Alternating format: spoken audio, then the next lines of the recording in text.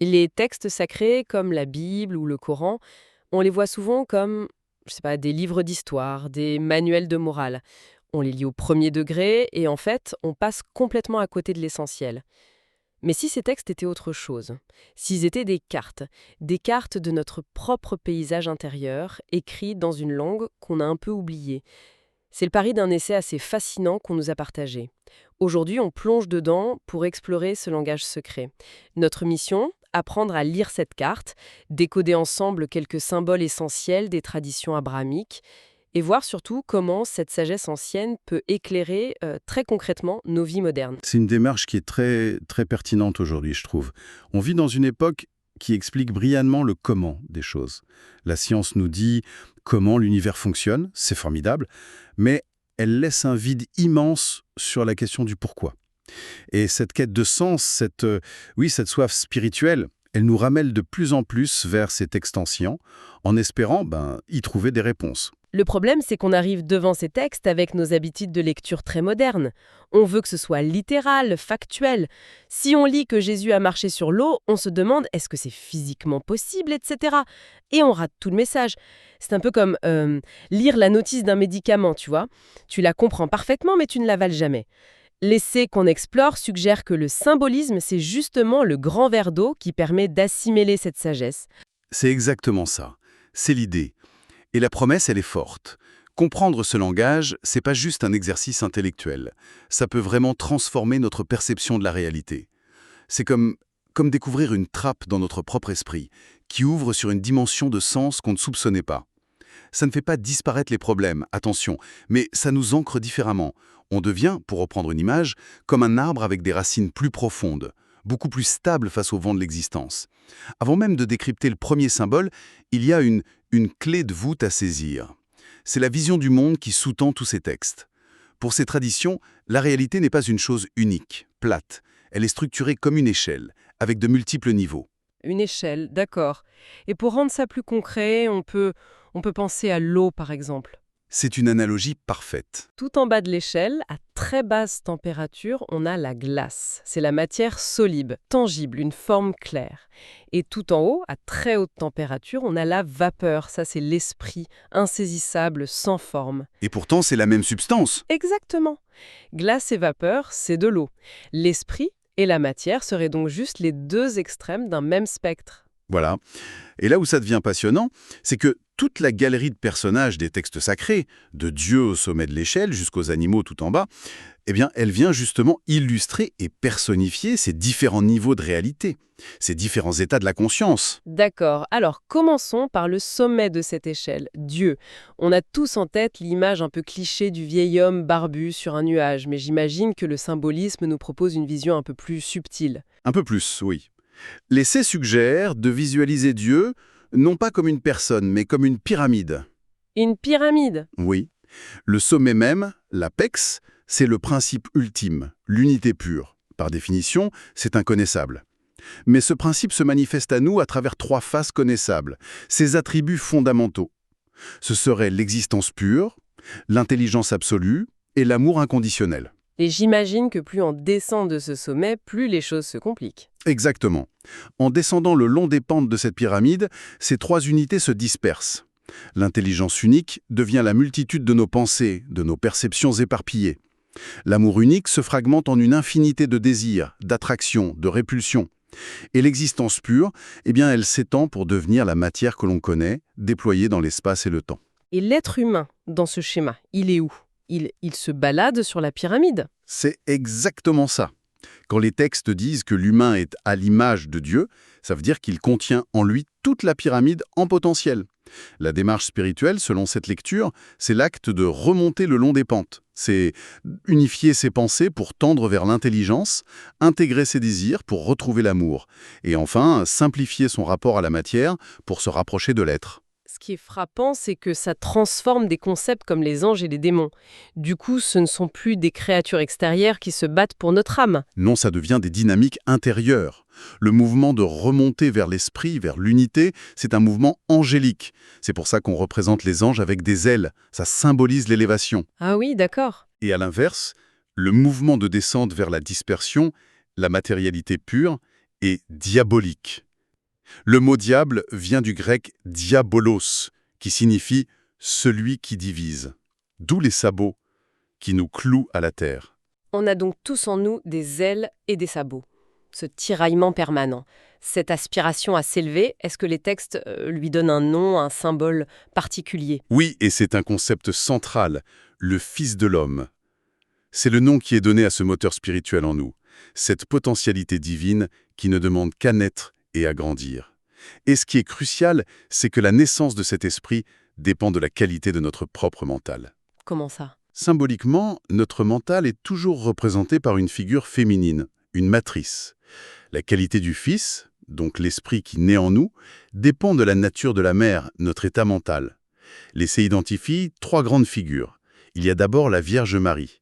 Elle symbolise un mental pur, silencieux, qui n'est pas pénétré par l'agitation du monde. C'est ce mental apaisé qui peut s'unir au divin et donner naissance au Messie, c'est-à-dire à l'esprit le plus élevé. D'accord. Ensuite, il y a la figure de la veuve. Elle représente un mental qui a connu la connexion au divin mais l'a perdu. Son époux est mort. Par conséquent, son fils, notre esprit, est malade ou mort. Mais, et c'est ça qui est porteur d'espoir, dans les évangiles, cet esprit peut toujours être ressuscité. Et la troisième figure, qui est peut-être la plus courante pour beaucoup d'entre nous? C'est la prostituée. C'est une image forte, bien sûr, pour décrire un mental qui se laisse constamment pénétrer par la multitude des pensées, des désirs, des sollicitations du monde matériel. L'esprit qui naît d'un tel mental est qualifié de démoniaque, c'est-à-dire un esprit de division. Mais, et c'est là que c'est important, même ce mental-là peut être sauvé. Et comment? Pas en essayant de comprendre l'esprit directement avec ce mental agité. Ce serait, nous dit le symbole, le baiser de Judas qui livre et tue le Christ. D'accord. Non, la voie proposée, c'est d'embrasser les pieds de Jésus, c'est-à-dire de se connecter à l'esprit là où il touche la terre, là où il s'est matérialisé. Dans la beauté de l'art, la profondeur de la philosophie ou la sagesse des textes sacrés eux-mêmes. C'est commencer par le concret pour purifier le mental. C'est une grille de lecture psychologique vraiment puissante. Ça transforme ces personnages en miroir de nos états intérieurs. Si on continue ce casting, on trouve des figures comme le roi Hérode ou le pharaon. Qui représente-t-il sur notre carte intérieure? Il symbolise notre ego. C'est l'instance qui règne sur notre royaume mental. L'ego n'est pas présenté comme mauvais en soi. Il est nécessaire pour fonctionner.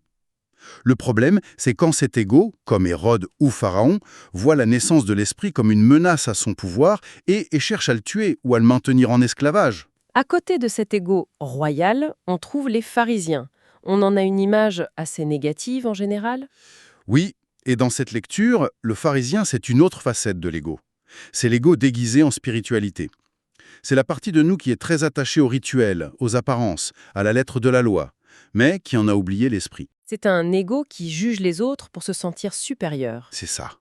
Qui prie à haute voix pour être vu.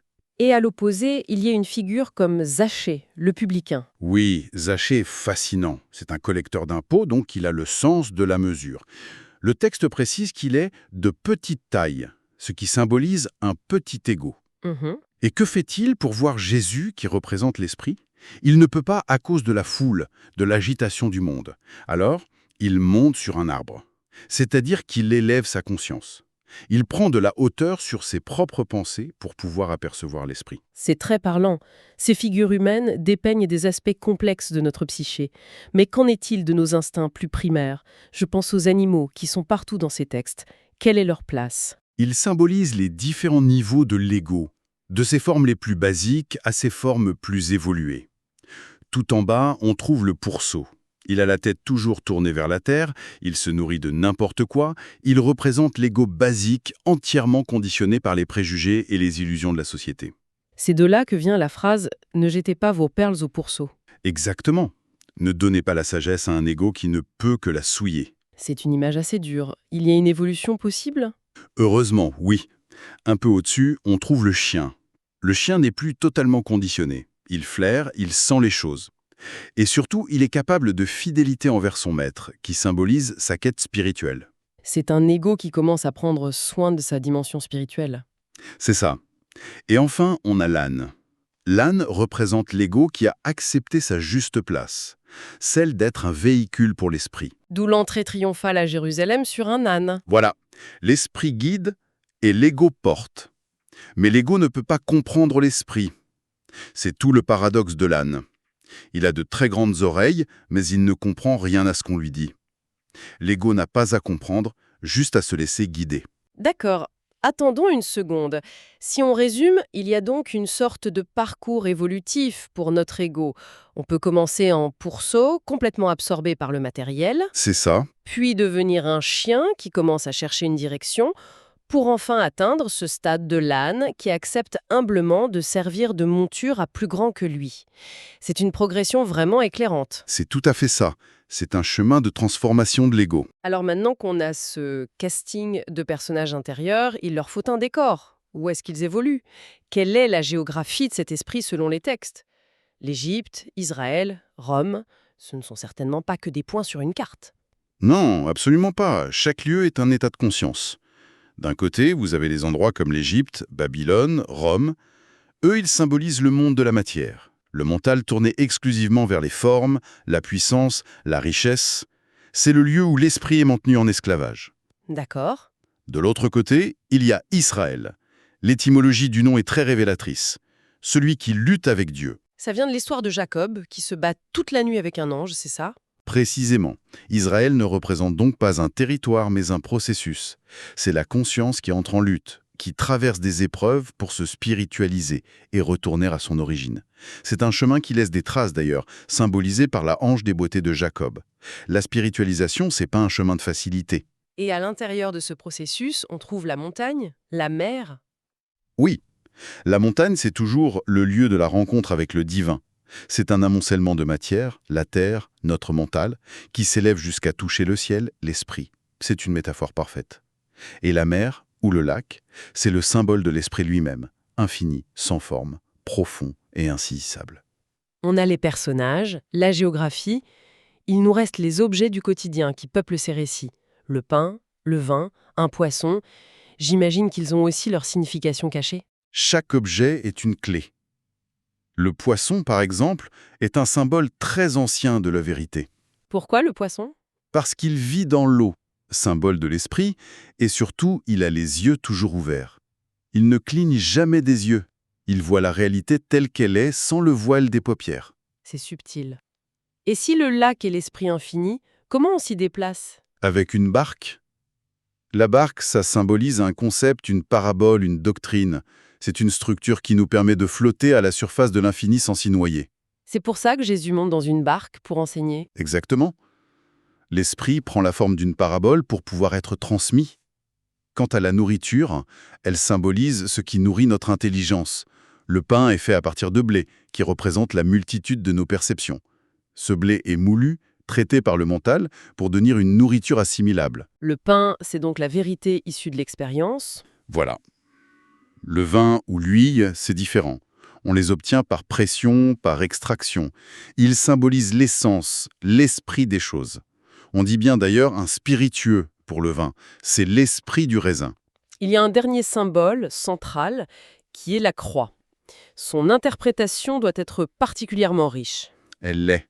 Une des significations que les met en avant, c'est que la croix représente l'action même de notre mental ordinaire. La réalité est un flux continu, dynamique, vivant. Pour la comprendre, notre mental est obligé de la clouer. Il l'arrête, la fige, sur deux axes, l'espace et le temps. C'est une idée vertigineuse. Oui. Et cette crucifixion de la réalité par notre intellect, c'est ce qui nous permet de l'analyser, mais c'est aussi ce qui nous fait souffrir, parce qu'on perd le contact avec la vie elle-même. C'est cette souffrance, cette passion, qui devient alors le moteur de la quête pour retrouver la réalité vivante. Notre effacement même de pensée serait une sorte de mise à mort du réel. D'accord, cette grille de lecture est absolument incroyable, mais la question qui brûle les lèvres, c'est concrètement, au quotidien, à quoi ça sert de savoir que l'âne est mon ego ou que la croix est mon mental? C'est la question essentielle. L'objectif de la spiritualité, en termes très pragmatiques, c'est d'élargir sa conscience. Et la source qu'on étudie propose que cet élargissement peut se faire par trois grandes voies. La première, c'est l'augmentation des perceptions. Par des pratiques comme le yoga, la méditation, on commence à percevoir des sensations, des énergies qu'on ne sentait pas avant. Mhm. La deuxième voie, c'est la dissolution de l'ego. C'est quand on cesse de s'identifier complètement à nos pensées, à nos émotions. On observe le roi Hérode en nous, sans lui obéir aveuglement.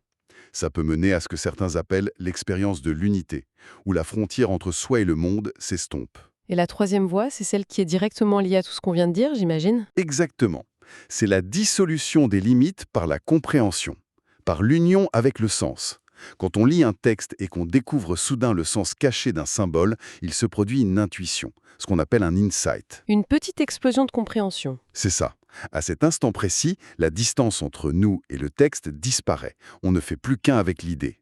C'est un état de contentement, de joie, très similaire à celui qu'on ressent quand on tombe amoureux. Donc, décrypter un passage de la Bible ou du Coran, ce serait pas un simple exercice intellectuel. Non, ça devient une méthode active pour provoquer ces étincelles de compréhension, ces mini-révélations.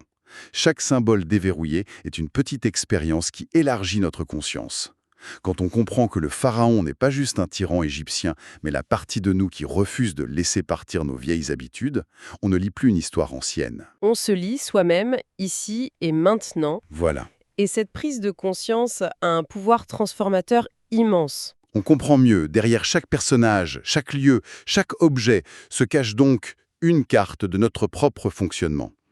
Et apprendre à lire ce langage, ce n'est pas pour accumuler un savoir mort, mais pour s'offrir des outils qui permettent de vivre très concrètement des expériences de sens et d'unité. C'est exactement l'idée centrale de la source, oui. L'interprétation symbolique n'est pas une activité passive, c'est une pratique active, une méthode pour générer soi-même des intuitions profondes et transformer notre rapport au monde. C'est une façon de provoquer ces moments où la conscience s'élargit et où le monde semble soudain plus vaste et plus signifiant. Une pensée pour la route alors. Si le symbole de la croix nous suggère que notre mental ordinaire, pour comprendre le monde, doit d'abord le figer, le tuer, quelle est la part de la réalité vivante, dynamique et continue que nous manquons à chaque instant, simplement par notre façon de penser ?